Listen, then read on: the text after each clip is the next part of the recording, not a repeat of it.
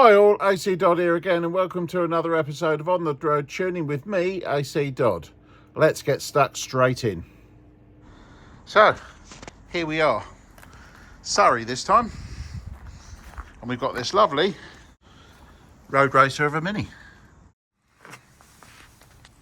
Nice inside shot so we can see what's been done, very tastefully modified. It's got some bucket seats in it. Nice road car. So let's find out what's under the bonnet and then go and talk to the owner and see why he's called us out. So looking under the bonnet, what do we have here? Well, very interesting actually. So we have a 998A plus block. It looks like we've got electronic ignition, but we have a 295 head. We have Cooper rockers, so it's the old cast rockers.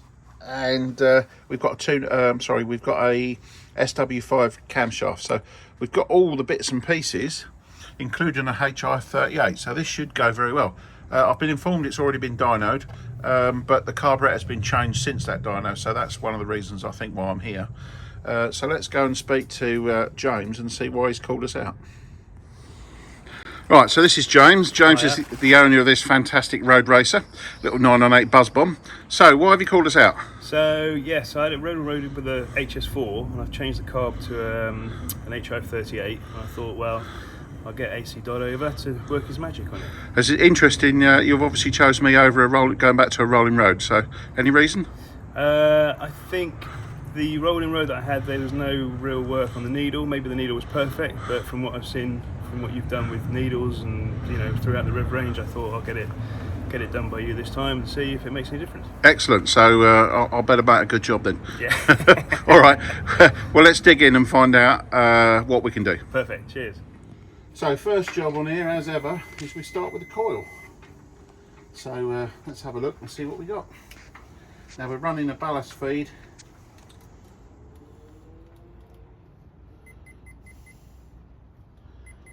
And it looks like we've got a ballast coil, which we have. Okay, so that's a good start. Next thing I need to do is have a look and see what type of modules in this distributor.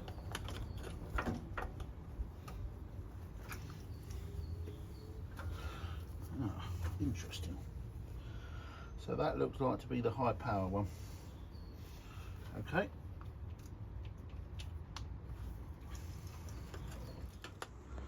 Okay, so because it's got a mini spares evolution distributor on it, we're just going to check to make sure it's variable dwell. As far as I believe, this is a distributor that will fire a high output coil. We've only got a typical 1.4 ohm coil for a ballast system, so I'm just going to check that again to make sure that we've got the right dizzy.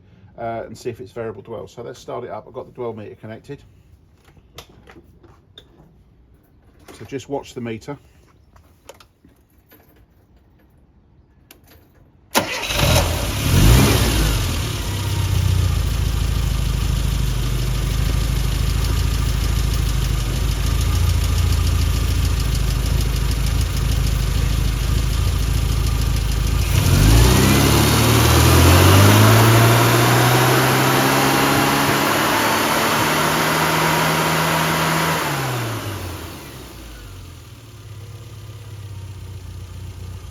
That's an interesting reading because that should fall back down to 20, but it's not, it's staying high. So I need to be careful about this one. Now, the very fact it's moving around like that indicates to me that that distributor might have an issue. So what that's basically telling me is I've got a variable reading of the charge time on the coil from the distributor. Okay? Right. So that should be at 20, and then as I rev it, it should rise evenly. That's right now. And then it's dropping again.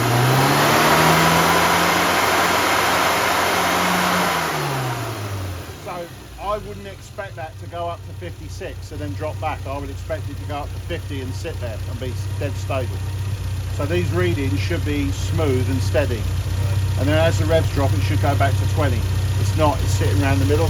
Now if I put a high power coil on that, that could overheat the module, but there's something not right with that anyway.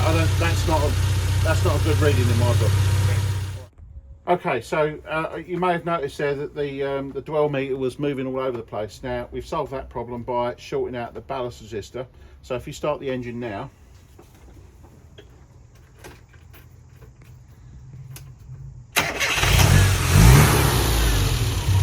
so what we've basically done is I've run a fresh wire from the fuse box round to feed the coil. Now if we look at the dwell meter now,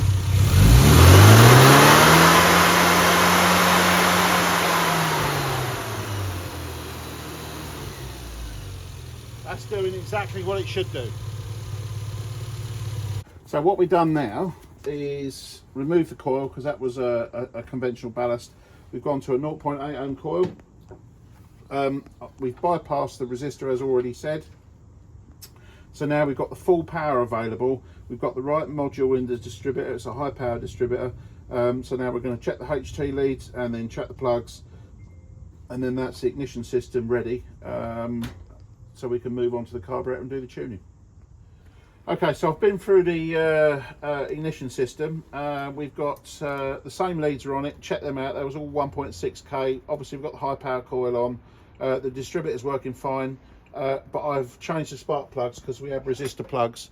So I've now gone to non-resistor plugs as well. Open up the plug gaps to 35 thou. Now we're going to check the ignition timing. So one thing you should notice is start it up. It should start nice and sharp now.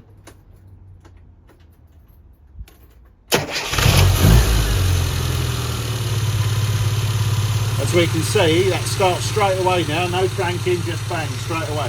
And that's a sign that you've got the right coil, the right power, and the system's working as it should. So now what we're going to do is connect the strobe light.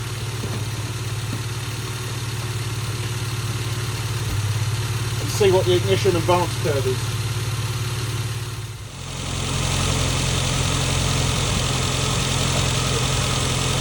So we do a timing check. Line it up with the top line, and as it says on there, I've got 16 degrees, okay? So let's rev it up.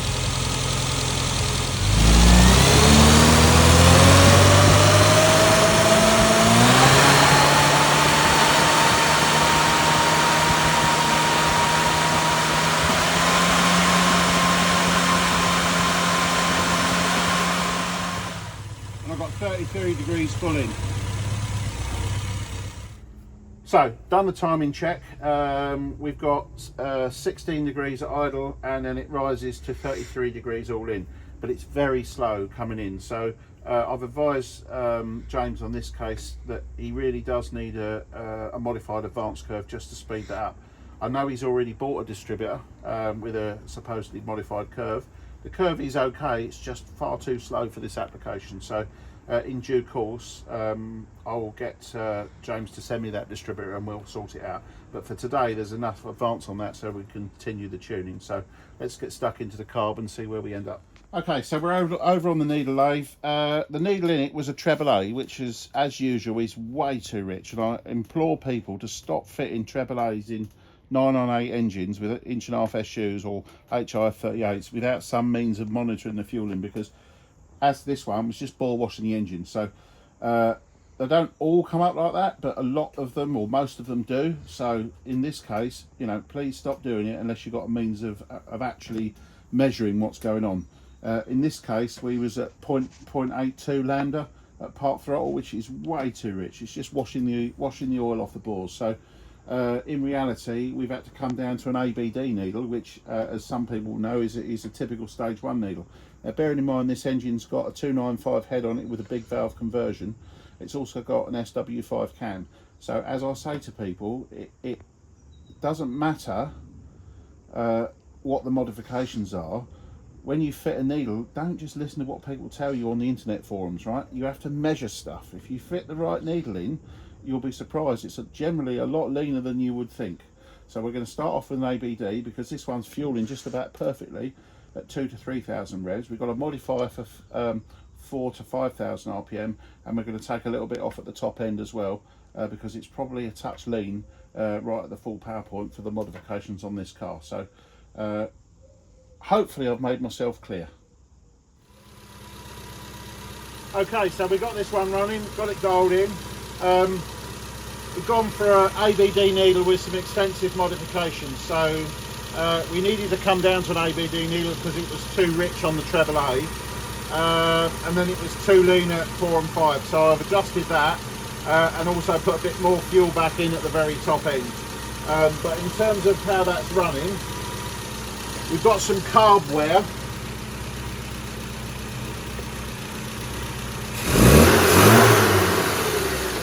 Which I'm going to deal with probably next year. So I'm going to let the guy drive it because obviously it's a lot of money to replace the carb. But we've got a car that at least runs better, responds better. The other thing is the oil in the dashpot was using 3-in-1 oil. And actually I had to go to the other end of the scale. So I had to change that to 2050 because 3-in-1 was way too lean. So we've got an engine that responds now.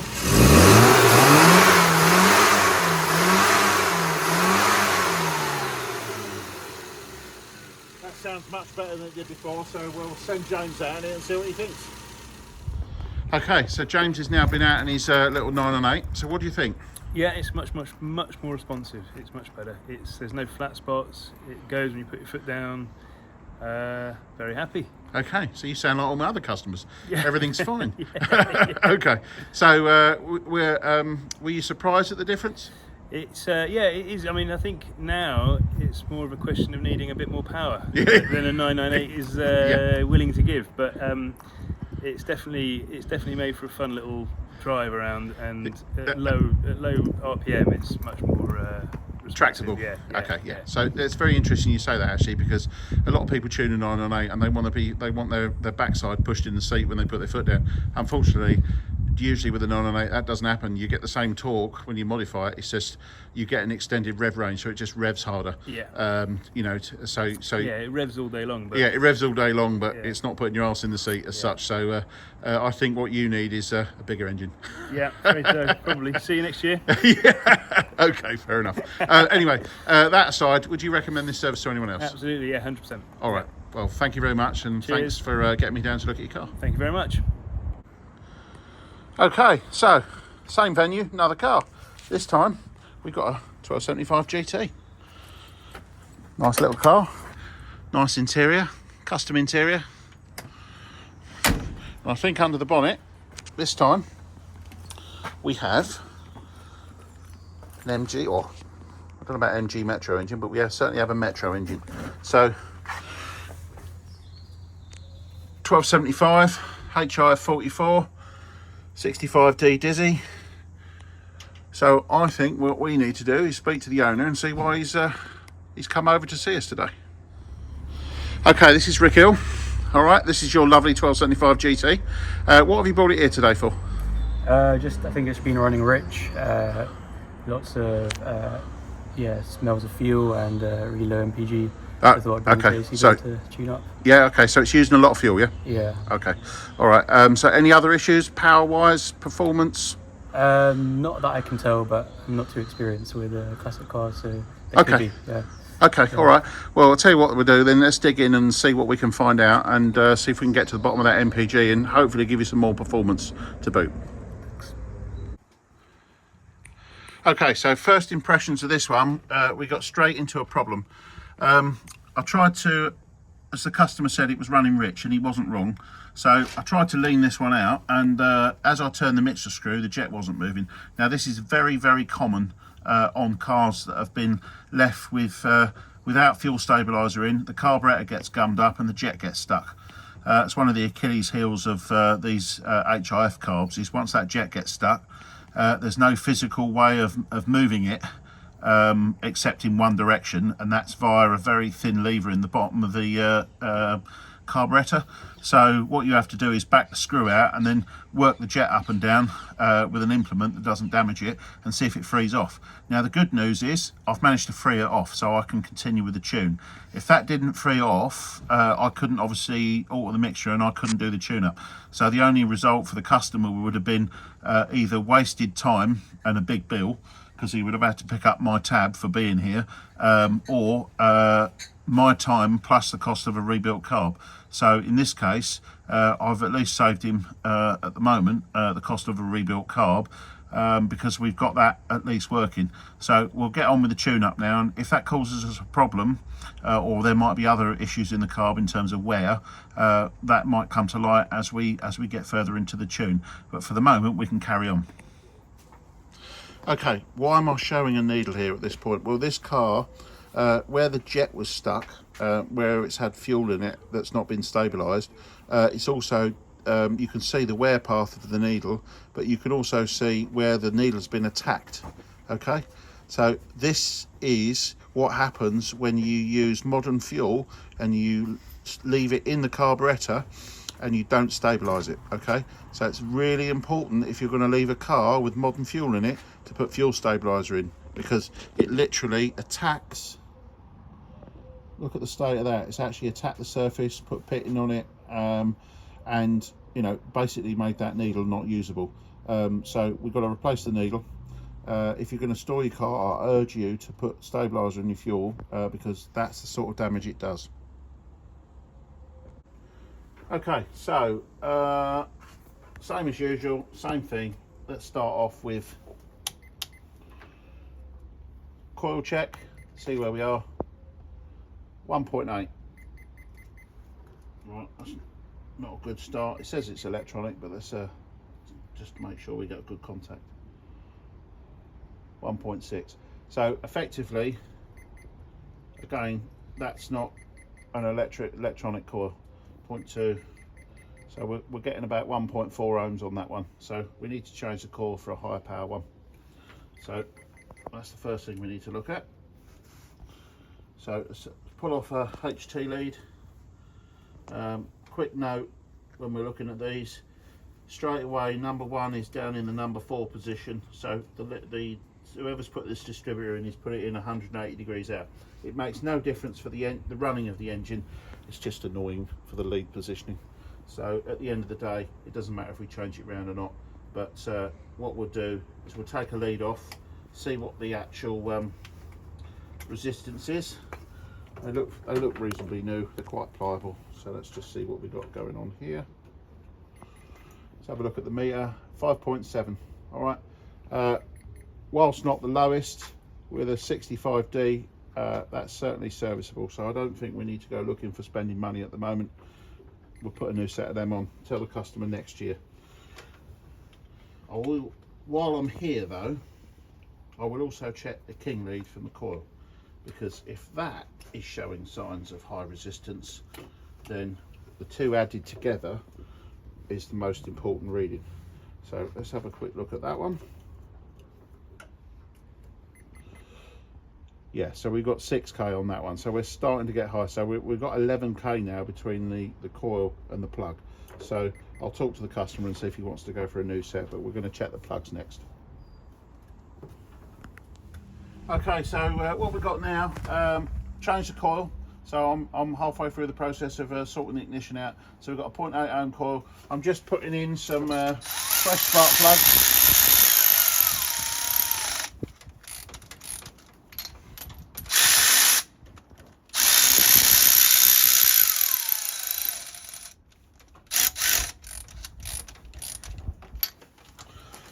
And then we're also going to go for a fresh set of leads. So the owners agreed to change all that, so we'll get the resistance down. There was 5k resistance also in each spark plug, because it had resistor plugs on it. So we had about 15k between the coil and the plug. So now we've come down to about 3k resistance, which is going to be better for the system. So let's get that installed, get the engine running again. Then we'll check the timing and the vacuum and go through the tune. Okay, so one other issue we found is the vacuum can on this 65D. Although it's fairly new, as you can see, it's actually flawed and there's a hole in it, so it's just got an air leak and it's not advancing the timing. So what we're going to do is to pull the vacuum can off, replace it with a new one, get it back in and finish the tune. So we finished with the tune. Now, a lot of problems with this one due to the fact it's been stored a long time. So although we've managed to get the carburetor working, it is varying a bit, so that is kind of causing us a bit of an issue in terms of holding the fuel in. However, we fitted a 0.8 ohm coil. I put a new vacuum unit on the distributor, new set of leads, new set of spark plugs, all gapped correctly. Changed the oil in the dash pot for a thicker grade, new vacuum line, and obviously put a new needle in the carb and then modified it. But we've got an engine.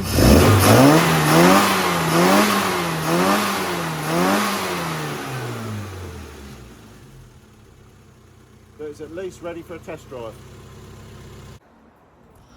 Okay, so Rick Hill's been out in his car now. We finished the tune. So what do you think now? Definitely a much nicer drive, much better performance.